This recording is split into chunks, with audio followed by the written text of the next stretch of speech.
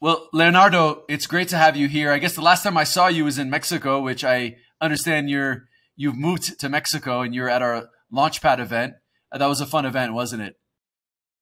Yeah, thanks for having me, Brian. It was like really great. One of the most awesome events that I have been here in Mexico. It was really great. The environment, the community, it was really, really good to see you there as well. Yeah, it was a great group of people, and I like seeing more Brazilians, jumping over to Mexico, and and there's a ton of opportunities. That's Brazil is kind of where I got most of my start, and as you know, I'm here in Mexico now, so it's cool to welcome more Brazilians and see more kind of cross border opportunities. Leonardo, let's start with the interesting story of how you joined Traction. You, Gabriel, and Igor, you actually met in a business partnership that maybe didn't work out as like you'd planned, but the friendship was there, and you decided that you're going to be part of something, that wanted to change the world with what you're building now. So, how did you make that decision to join the startup world, and maybe you could, talk a little bit more about the business that you're building and why you focused on both hardware and software, a little extra difficult. Yeah, surely. Before Traction, I was working on a family office, like kind of investment fund. And one year, for like 4 years, 1 year and a half, I was working on an invested company, hydraulic pump manufacturer. And there was when I used to meet Igor in events from Fundação Estudar and so on and so forth. And when I was there working at this like hydraulic pump manufacturer, I was in charge of our go-to-market operations and also very close to the engineering and maintenance team. We had a problem with the hydraulic pump, and we didn't know if it was like a mechanical failure or there was a problem of a provider. The piece wasn't good, and I sent a message to Igor, "Hey, come over here. I know that you want to do something for the industry." He was like backing from Berkeley, and I sent this message. He went to the factory, and we started looking over if it was really a mechanical failure. Even our CEO, he said to us, "You need to have like something that gathers the information, kind of band-aid, something like that, and then you give us the health of the machine. This would be like awesome." And everything went wrong. We couldn't make the project for this hydraulic pump manufacturer, but Igor sent me a message, "Hey, I want to talk with you about personal projects, not about like the hydraulic pump manufacturer and what we are developing."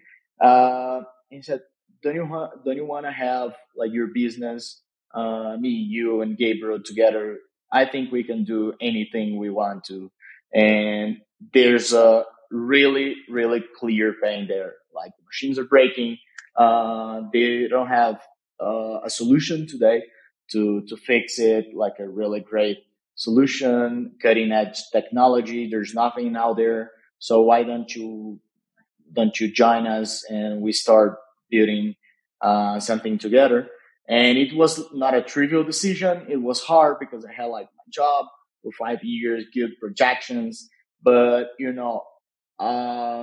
I trust Igor and Gabriel a lot.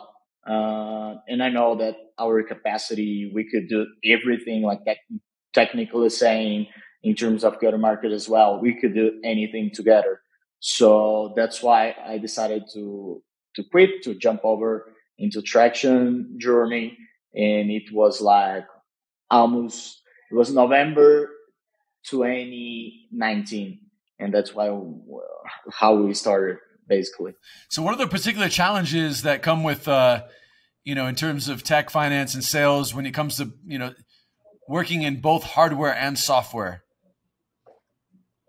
Yeah, this is like really difficult, building a company in terms of hardware and software. Today we have, I think the best benchmark so far is Apple. They have a really streamlined fusion between hardware and software, and that's what we want to make in terms of maintenance. First of all, we just wanted to make like software, but when we went out to the street and to the factories, we saw that the quality of the data it wasn't good, and even the industries there, they wasn't like the owners of the data really. So it was like a third party provider. That's why we had to build our software and our hardware as well. And nowadays we have like the smart track, which is our vibration, triaxial vibration, temperature, and our emitter sensor, and also our energy track for current, voltage, and everything for electrical failures. And you know, we know it's hard. We know it's really hard to build this streamlined infusion, but that's what the customer needs. And in terms of like giving them a good insight, a really assertive insight, we need like the quality of data needs to be really good, and that's why we're focusing on building hardware and software this like streamlined infusion. For the audience, for those that don't know what Tractian exactly does, talk about the problem you're solving, and and what the solution is. Okay, basically, Tractian builds streamlined hardware software solutions to give maintenance technician and industrial decision makers comprehensive oversight of their operations. So basically, Tractian is democratizing access to sophisticated real-time monitoring and asset operation tools. So before Tractian, the machines were just breaking, and the maintenance technician, the maintenance engineer, they just thought that my job is to fix faster. And they didn't know like the machines doesn't need to break. And we have been there because our parents work at lifetime in maintenance. So we just saw that's really, really clear and big problem, huge problem as well. And that's why we started building solutions. Can you give an example of like the type of customer that you work with, and what kind of machines these are, just to kind of make it a little bit more tangible for everybody listening? Okay.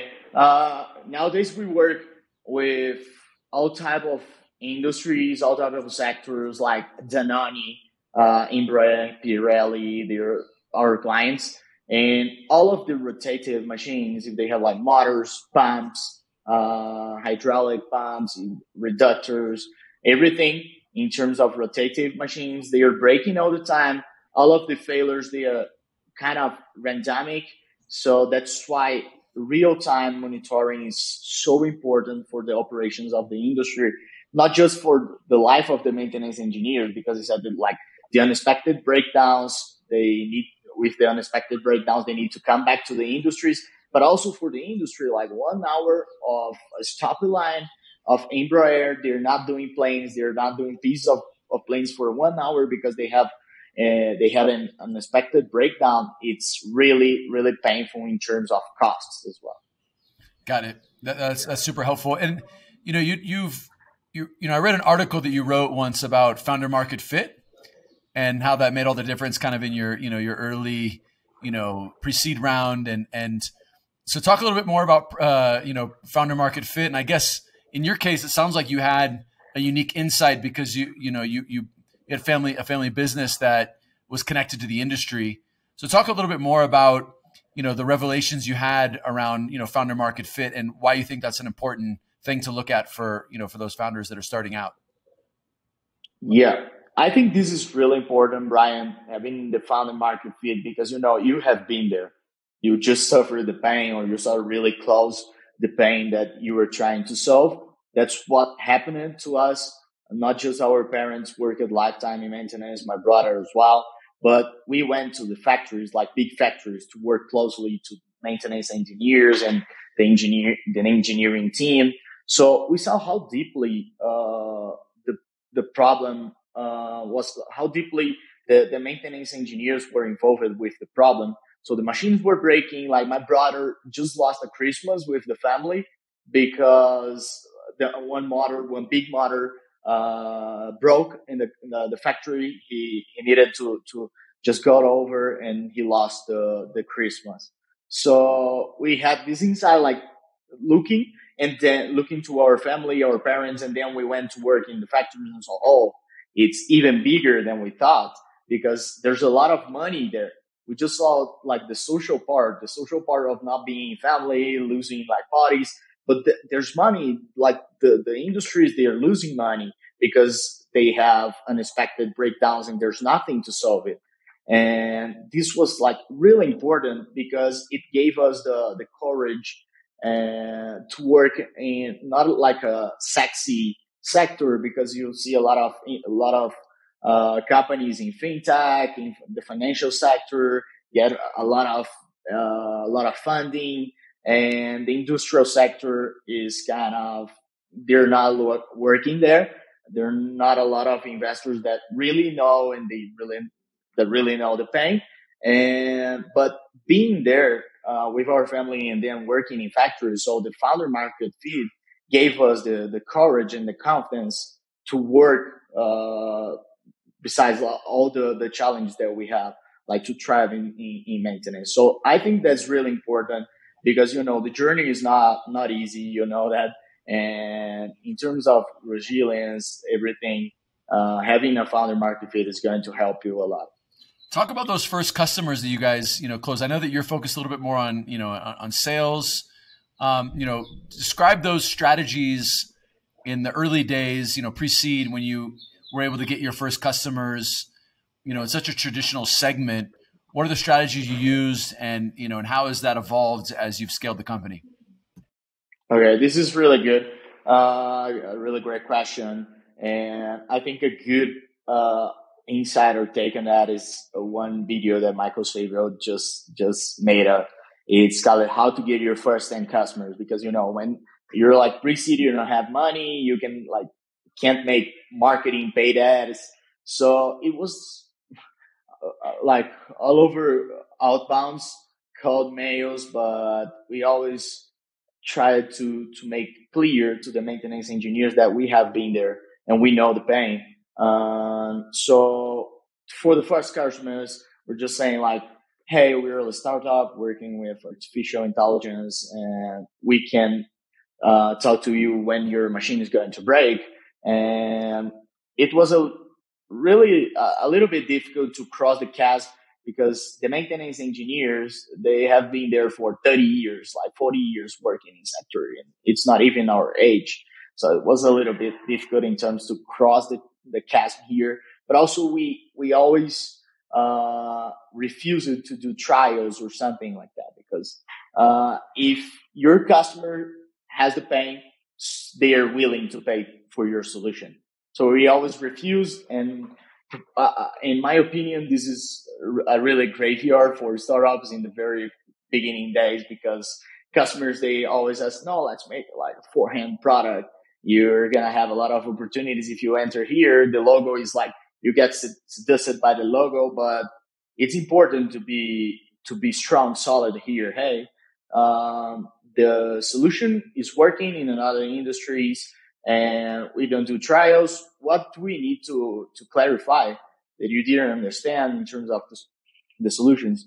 So it was like all over outbound, and we used it to refuse the trials. And then it changed a little bit, because we saw that we need to change the mind of the markets, and we started like investing in media authority. So we invested in a maintenance magazine in Brazil, which they have like more than 200K followers in LinkedIn, and it's called a maintenance magazine. Here in Mexico as well, the Predictiva 21, Predict. And this is going great because it changed like the win, because our inbound generations quite like 70% right now, in the outbound 30%.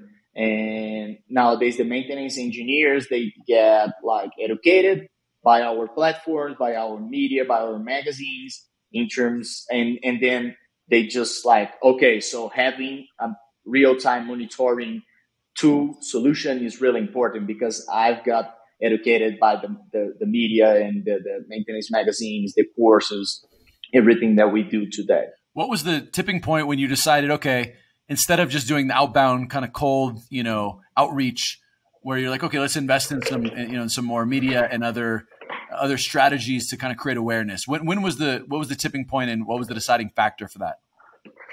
The deciding factor, I remember, it was like a course of vibration analysis that it was happening in YouTube, and we just entered it. It was like 1,000 maintenance engineers live, simultaneously live. And we said, like, there's a community there. And you, Brian, know the power of the community. There's a community there, and we need to influence the community. And let's see, there's an authority right now or not. And we just saw like the maintenance magazine, Brazil Predict in Mexico. They were really connected to our values. And that's why we decided to invest in. But that was like the tipping point. There's a community there, and we can influence it. We can mold it. We can change it. And we can like start talking about the importance of having a real-time monitoring solution and asset management. And that's why we started doing like all those investments. So was all of the kind of, marketing strategy, kind of communication piece, was it all education? Were you trying to educate these maintenance engineers on best practices? Like, what was the approach? It wasn't like you were selling, but you were more giving information and trying to help them. Yeah, we're just like giving information. We're not trying to sell Tractian in Maintenance Magazine or even Predict here in Mexico.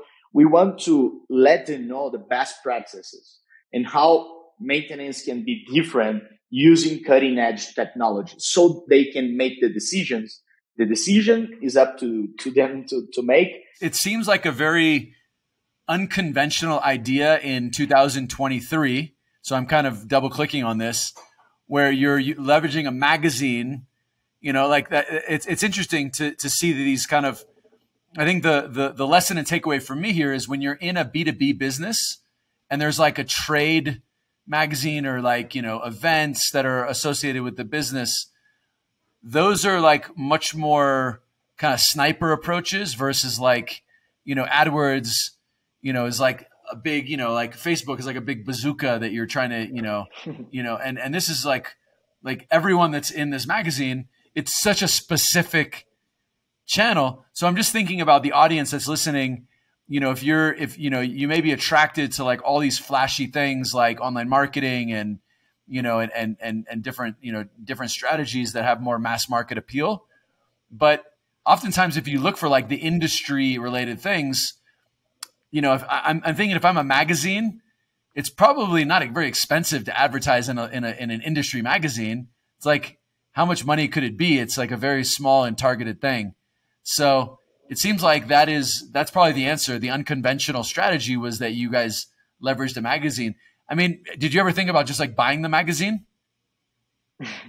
We wanted them to have like the freedom of editorial things and the things that they are like writing. So we haven't thought about buying, but we thought about being a partner. So we can help, but we don't want to like change your line of editorial things, of writing the things. So they have the freedom to operate in there. That makes sense. I mean, you might be buying yourself like a bunch of work, right? Yeah. You don't want to do that. And if you can get distribution through the all the different editorial piece or like, whether it's, contributing content. Did you guys ever write articles for them? Yeah, we usually write articles, like technical articles in terms of areas that we really know, we really like study about and work with our clients, and we usually write those articles for them. I'm probably writing an article about nearshoring here in Mexico in the next few days. So that's a great strategy for those, listeners that are trying to get, distribution for your product. You find a, potential platform like, whether it's a website, magazine, whether it's something very specific to your industry, and be the thought leader and the expert on the topic. And because everyone, like if you're a magazine, editor, you're looking for content, right?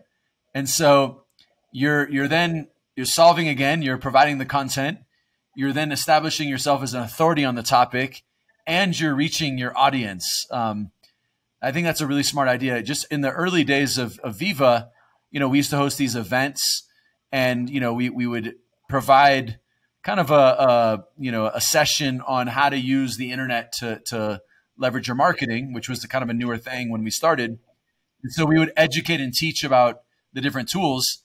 And then, of course, we would soft plug our services in there. And so I think that a lot of times, particularly B2B businesses, it's an underutilized strategy to, provide content and solutions for people for distribution and brand building and credibility and lead gen.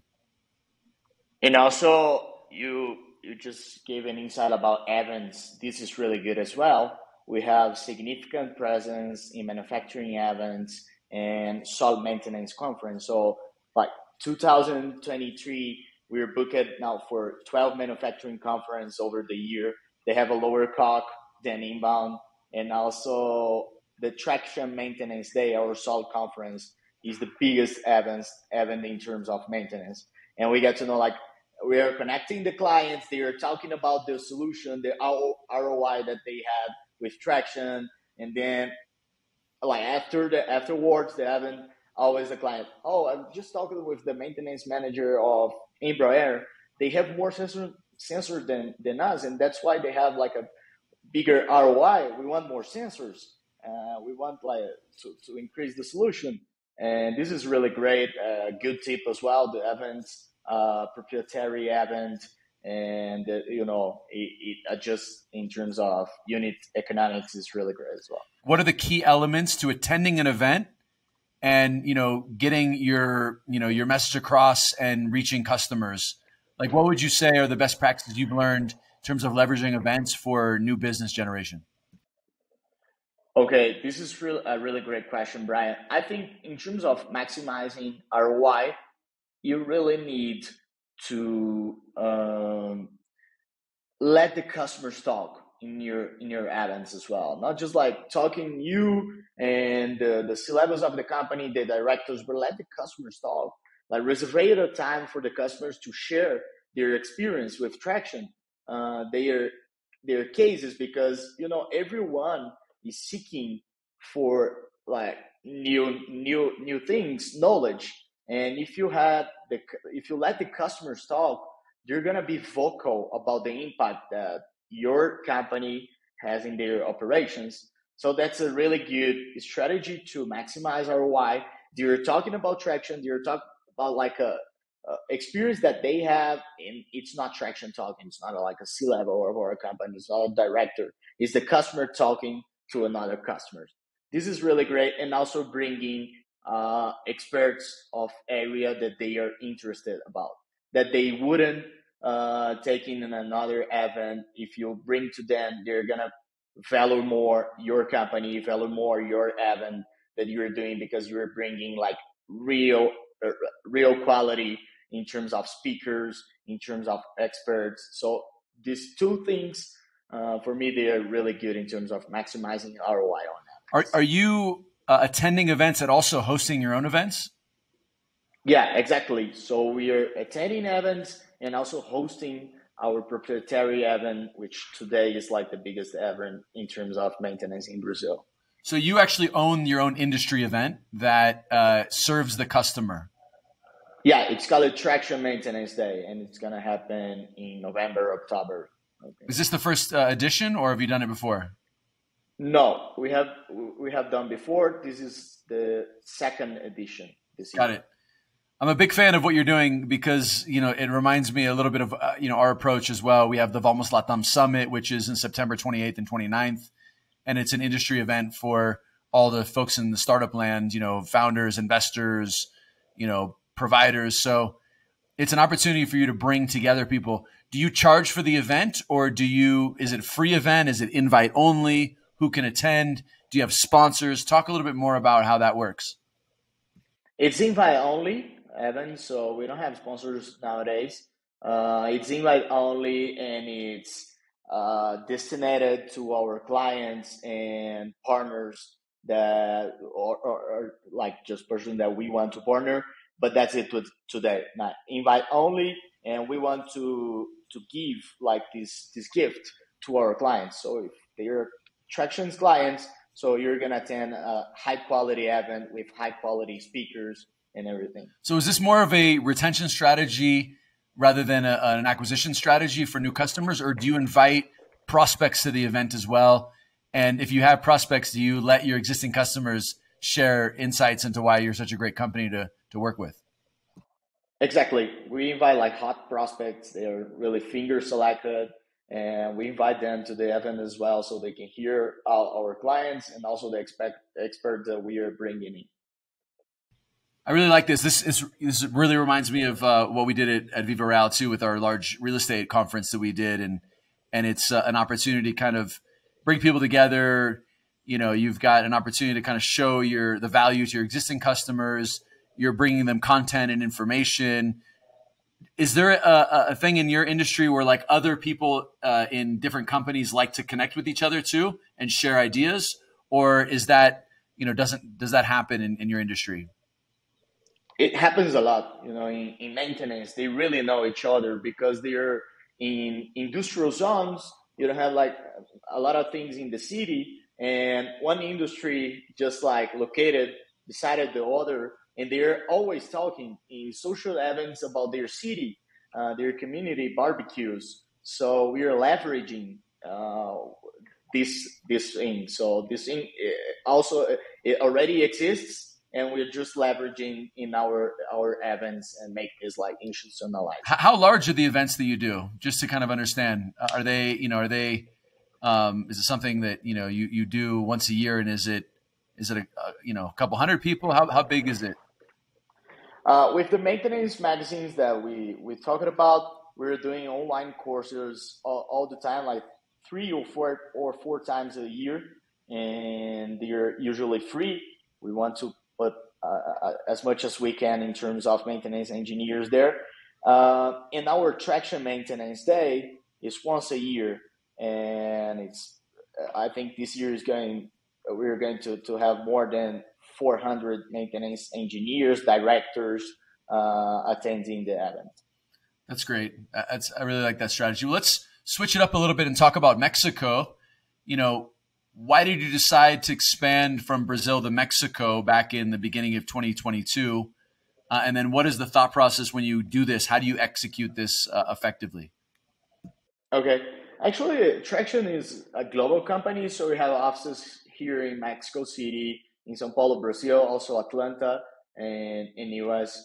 And basically, Mexico, we just when we just started working with the clients in Brazil, we also received the call of the Mexico plants. So Danone, they're using in Brazil, and the Mexico plant, they want to talk with you as well. And that's how we started. And we just started to look into Mexico's economy, the industry, and like industry, it's a key sector for the country here in Mexico. Almost 40% of industrial shares in GDP, which Brazil in the meantime is like 20, 21, 22%. So there's a lot of industries out there here in Mexico. We have more than 100 clients here already, and they don't have. It reminds me the old days in Brazil. Like they don't have the good solutions here, effective solutions. Everything is so expensive. So the small and medium sizes industries, they're just like the machines are just breaking, and that's it. And that's why Mexico is one of our key areas right now, and we're really investing like solidly in Mexico. So would it be fair to say that the expansion process happened because you just had demand from your existing customers, and when you looked at multinational companies, they were like, "Hey, can you service us? Can you work with us in Mexico too?" Exactly. Like all the time, we were just like receiving, and we just made a bit of research, and we saw all those informations that I said. Almost 40% of industrial shares in the GDP of Mexico, a lot of industries out there, and basically no technologies in terms of maintenance and engineering in factories. What's the kind of single most important thing you've learned internationalizing? A good thing that I've learned is that you really need to do a deeply dive in a deep dive in your persona and their needs, because something it doesn't need to change radically, but probably something will change. And like here in Mexico, they want like a local experience, not even American experience, and that's why like our team here is everyone is Mexican. I've been there for a while. I've been living here in Mexico for a while. All of our team, it's Mexican because our clients, they need to have this local experience. That's what they want, our persona. So that's something that I've learned. I saw a bunch of companies that they did internationalization and they know our team, our originary team is going to handle everything. No bullshit. It's not going to handle everything. You need to have local experience, and that's why Tractian is 100% focused on Mexicans, and that's it. Like even the leaders here. Can you give an example of like the local experience? Is it a cultural thing? Is it a language thing? Is it like confianza that you're like this person is like understands my needs, or is there something specific that as someone from Mexico they would really be more keen to understand just because they understand the market? I think it's a cultural thing, Brian. Even bigger companies, they are doing that. If you look for new bank strategy in Mexico, some of our employees or friends here in Mexico, they didn't even knew that Nubank started in Brazil because Nubank is giving like this local experience. They are using local slangs like moradita, something like that. And I think it's cultural. They really it's better to have the local experience. So it's culture even more if you're talking like technology. They really trust. They see what is done there. So I think it's that way. Okay, so it's more of a localized approach that kind of feels more local rather than like anything specific about the actual product offering. Exactly. Got it. That's Okay. it. Now you guys raised a Series A about a year ago, and you raised about what you raised 16 million. Yeah, $60 million. Fairly large Series A, and you starting to give signs of a recession, right? I think when did you close the round? We closed the round, if I'm not mistaken, April 22. Okay, so you had a good timing. What advice would you give other entrepreneurs? I don't know. We won't talk about your kind of funding plans and at Tractian. I know that you guys are growing really fast, and in full disclosure, I'm an investor in the company, so just want to leave that out there, just so that my full disclosure here. What would you advise? In a challenging market, what are your thoughts in terms of the best things to focus on when you're looking at a tougher market than maybe 2021? Okay, in a tough market, I think the strategy and the mood of I'm always fundraising is really good. So really dedicated time to do fundraising, and it's not like okay, those 3 months I'm gonna do a roadshow or something like that. No, you really need to be talking with investors all the time because people invest in lines, not dots. They need to know you like okay, you're gonna in January. I said to the investors that are gonna in 3 months, like by the end of the quarter 1, I will have X in terms of revenue. And then you come after the quarter 1, hey, I reached it, and the investors they're gonna like, okay, this guy is solid because they're talking with us, they're giving us information, they're giving us like milestones to be reached, and they're like getting it, they're tackling it. So it's important to have this like mood of I'm always fundraising, and like you do sales, you do product, and fundraising is also an important area of your company. So if you're like always talking with investors, always talking about your company, what you're doing, what are the updates in terms of product, in terms of sale, what is not working, uh, yeah, this is really important as they see investing in lines, not dots. So that's my advice. If you want to really raise a good round, if you want to get the tier A investors, you need to be talking with them all the time, even more in a tough market. So it sounds like you're having a continuous dialogue with investors so that you're not just like popping in. And I think we saw a lot of that in 2021, where it was just kind of like people would helicopter into Silicon Valley and just like, try to raise money in a weekend.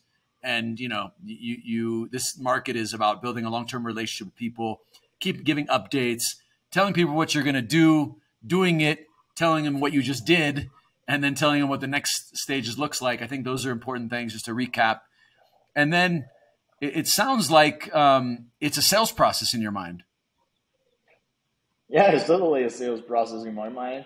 Obviously, you have something in terms of operations. The word changed a lot in terms of profitability.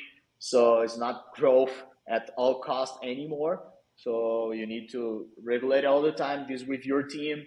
Whether you're doing like great, whether you're not doing great, adjusting unit economics because the word changed. Like the investors, they don't want to see growth at all costs right now. But it's a sales process. It's totally a sales process.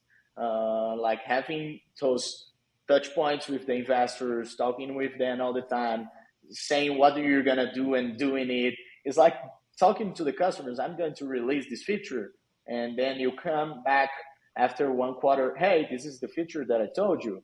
It's the same like talking an investor in terms of revenue, in terms of product as well.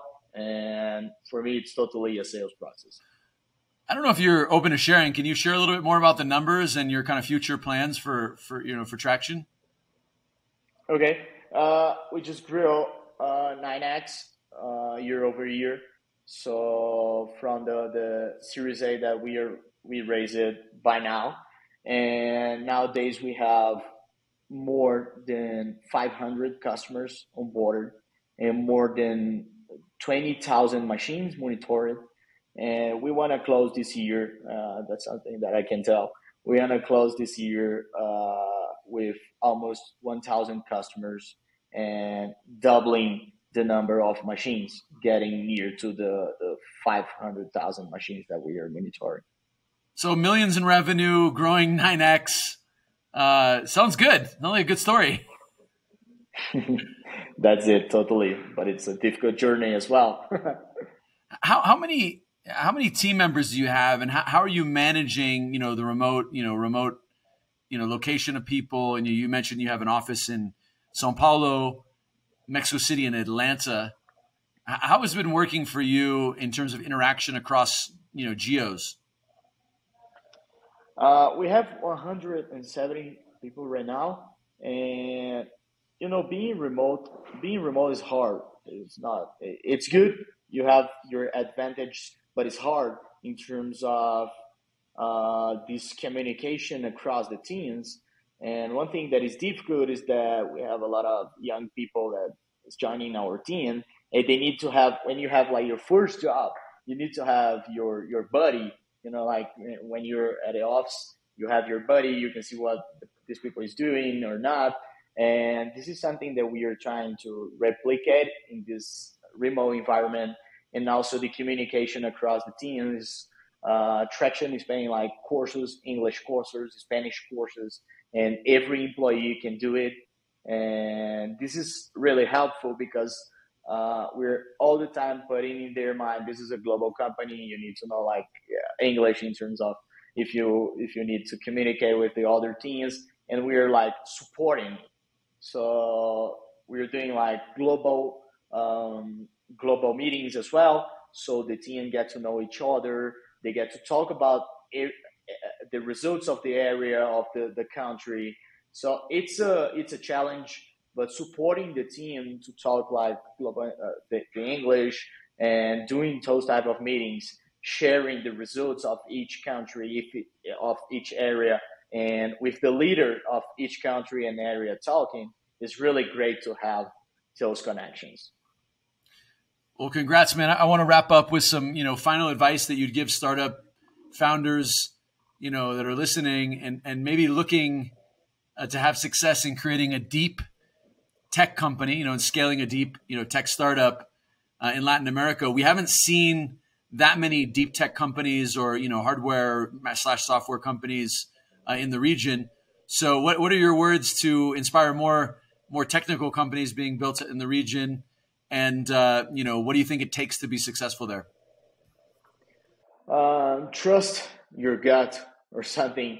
If you're seeing a problem and a really, really big problem, clear pain, start working like yesterday, start working right now on it.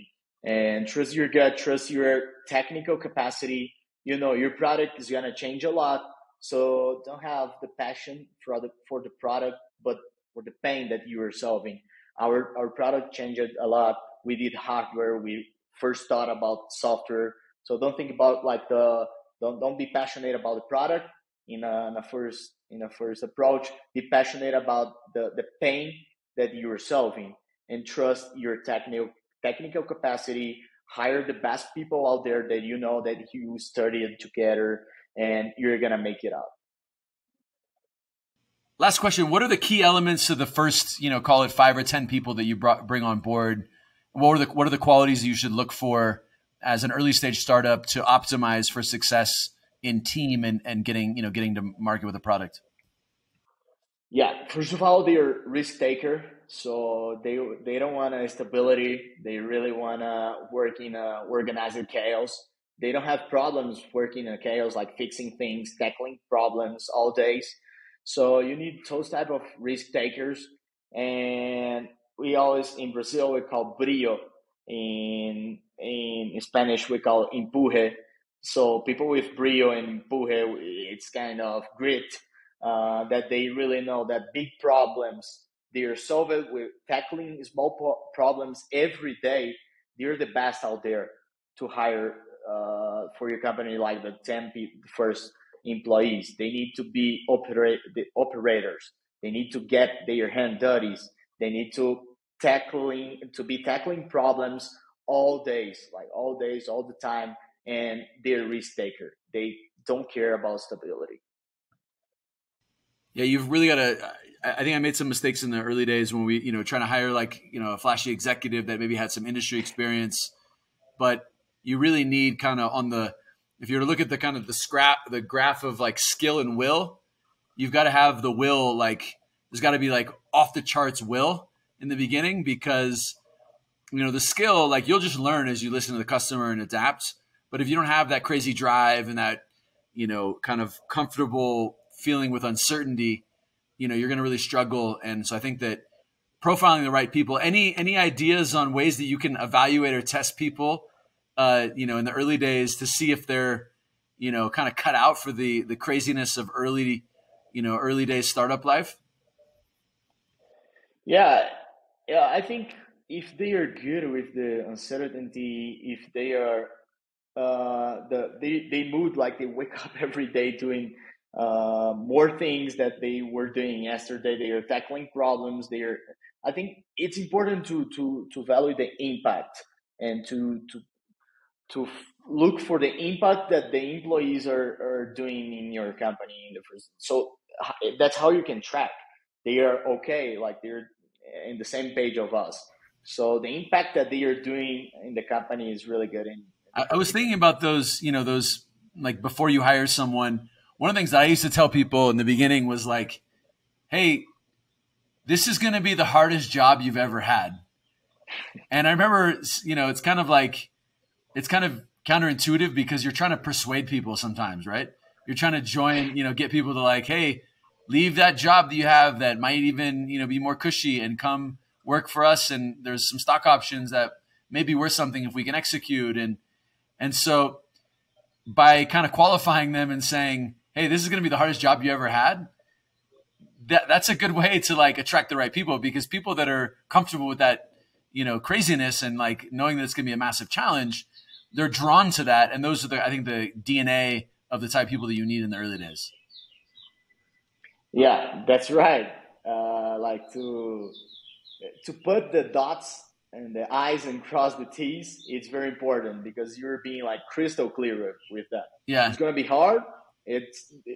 We don't have like glamour here. It's really difficult. We don't have perks in the beginning, but we have a clear bank. We have the stock options. We want to make you like owner of this company as well, and to receive what you contributed as well, because people are receiving like bonus out there in the banking industry, but they're not like receiving what they really contributed. So this is important. Being crystal clear is gonna be hard. It's gonna be tough, but you're gonna be like recognize it, and we know that you were part of this company. You're owner of this company. Yeah, I think it's really there's certain people that are really excited by being kind of those early team members and doing the impossible and being part of the journey, because it's those are the accelerated learning in the early days. I think I wrote something on Twitter recently around like pivots. Pivots for early stage companies are like very natural. You talked about hardware, software, and it'd be weird if you start a company, you had zero pivots, or, for a late stage company, pivots are maybe frowned upon because you're as an investor, you're looking for more certainty. But in the early days, it's about velocity of learning. Like, how do you optimize for velocity of learning? And so I think that finding people that are attracted to the idea of uncertainty are the exact profiles of people you need, because those people are going to learn the fastest because they're open to changing and they're not stuck on doing things a certain way. And that's what you need in the early days to kind of get to product market fit and figure out the solution that your customers need. Yeah, that's why I talking about like the tackling people who tackle these problems all day long, all the time, small problems. This is really important because small improvements consistently stacked up over time roll up into a massive competitive advantage. So that mentality is really, really important to have in the very beginning days. Well, Leonardo, thank you for making the time. It's great to have you around in Mexico, and yeah, excited to be on the journey with you guys. Building Tractian. I'm really bullish on what you're building, and it's incredible what you guys have been able to do in just a couple of years. So onward and upward, man. Thanks for having me today, Brian. Glad to have you on board with us in that journey, and that's it. Thank you, Thank man. you.